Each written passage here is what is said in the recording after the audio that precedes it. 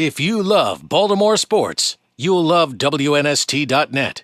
Because I'm afraid I'm not going to ask this next week, I'm going to ask you right tonight. Did you ever get a chance to play against your brother? Did you guys ever? Yeah, I played against him when he was in Arizona. So I played against him as a Dolphin, and I played against him as a Bear. Okay, and I compare that to the fact that on Thanksgiving, John's going to get to go up against his brother. What was that feeling like, being on the field against your brother and knowing that, yes, there's competition always because you want to win, but there's maybe a little bit more this time around? It was like being a teenager all over again, and there's only one phone in the house.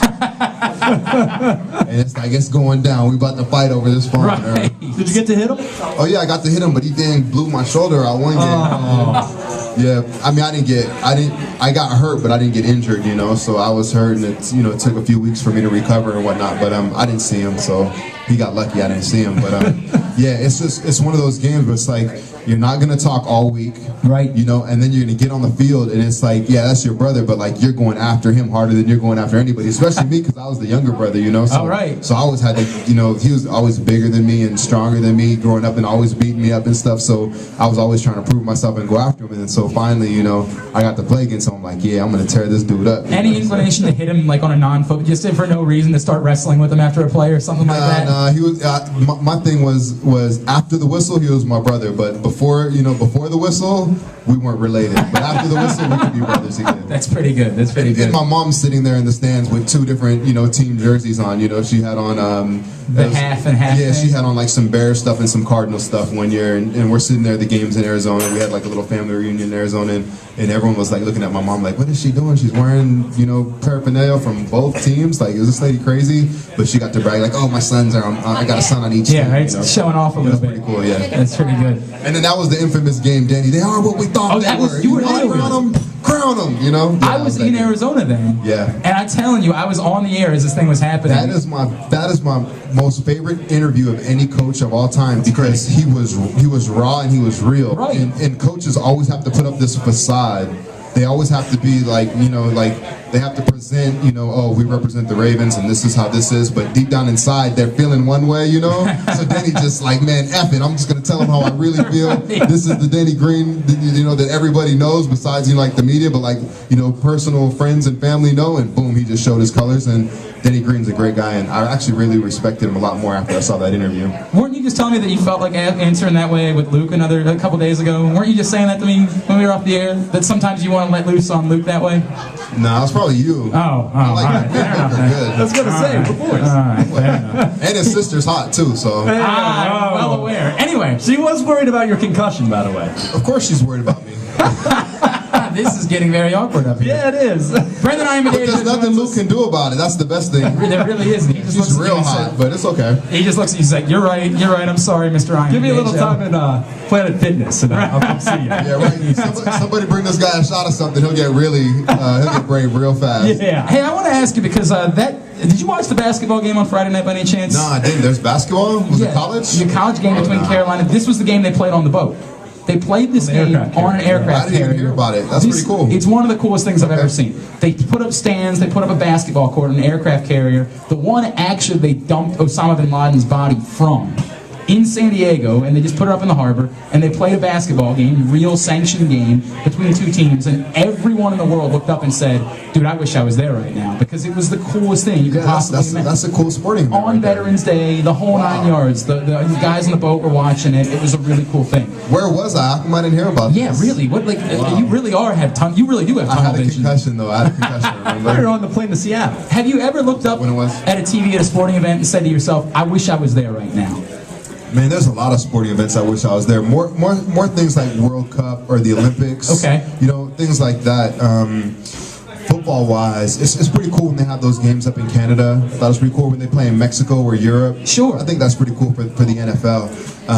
Or when you see the outdoor hockey games. That's awesome, right? It's pretty cool. So, every once in a while there's a venue, and I'm like, wow, that seems like it's really cool. But it's typically, for me, it's usually World Cup or the Olympics. Do you ever think there's like a way to do that somehow for the NFL, to do one of these unique venue games, like maybe play a preseason game in Central Park or something like that? Would that be the type of thing that'd be cool to you, I mean, it would be cool, but it's like there's so, with making sure that, you know, when we drive into a stadium, you know, we have mom sniffing dogs, and they have the little mirrors that look under the buses, and they want to make sure that there's no terrorist threats and all these things, you know. So I just don't know how you would be able to do that, like in a Central Park or something like that. But you know, in a perfect world, yeah, that would be pretty awesome. I'd love to play. And even make it a charity game, like it's just in the middle of some park in some neighborhood, and you know, of course, you'd have to have, you know, stands and everything nice so everyone can sit and be comfortable and get food and do all those things and have emergency in case anybody needs aid and stuff like that. But that'd be a really good idea. That'd be pretty cool. Have a charity game.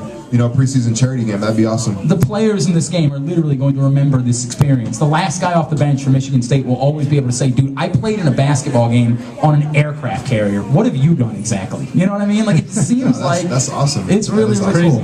All right, before we wrap up, I have been telling you all year that I was going to... You told me earlier in the year that you were a thespian. Did you not? Did you not tell me that? No, I didn't say that. Yes, you did. You know you did. I listened to the tape. You told me that you were a thespian. And I said, well, at some point, you're going to do one of our reads. I'm going to bring you one of our reads that you're always making fun of me when I screw up. You're like, listen to him. He can't even get through his read. I'm going to make you do a read. And we had a couple ideas, but this one you can't get out of because it's for the business. So it's pretty easy, but with that being said, let's see what I can do. We're going to get you to record this, and you have fun with it. How many takes do I get to have? Let's bet on this. How many takes do you guys think it's going to take me? Only one. Over-under is 2.5. I think what you're going to do is you're going to make a small mistake, but you're going to plow right through it. And that's not acceptable. I can't ad-lib at all? You can ad-lib a little bit, but I think you're going to botch something in this process. So I'm going to go with 2. I'm putting a bet on 2. All right, I'm doing 1. And however it comes out, then that's the way you're going to take it. This is going to be on the radio every day, you understand? I mean, like, if you screw up, everybody's going to hear you screwing up. I might just leave that one in anyway, just for the fun of it. He's playing with you. I only read it twice, but I mean, it's me though. I'm talking about myself, so it's not really difficult, but like, you're putting a little pressure on me. All right, here we go. We got great fans here. Encourage Brendon Ayanbadejo a little bit here. Let me focus. You're in my world now, man. You're in my world. You got to knock this out. You got to be a broadcaster now. I don't think you can do it. I think it's too much pressure. Look, I don't think he can handle it at all. I think he's got this. Now, yeah, look at you, kid. This is what you're kissing up to him because he was talking about your sister a minute ago. That's what's happening right now. Yeah. But who wrote this, though? I don't know, actually. Did you write this? I did not write this. Nestor did, actually. Well, there's a couple grammatical errors in here. I have to just point that out. So I might just have to ad-lib a little bit on here. All right. As long as you don't screw it up. You ready? I'm going to give you a 3, 2, 1 countdown. I mean, I might not. You look nervous. Does he not look legitimately nervous right now? He just did an hour radio show, and now he's nervous to be live. I am half Irish, so if I'm turning red, my freckles coming out. You look a little nervous right now, bro. I'm not kidding. I am a little shook. All right. Because usually I do this stuff all the time, but I do it by myself at home. Right, nobody's watching. Nobody's watching. It's so much easier. Everyone look away from BA right now. Everybody close your eyes on the count of 3. Nobody's here. Nobody's here. You ready for the 3, 2, 1? You gonna do this? I don't think I'm even gonna use this.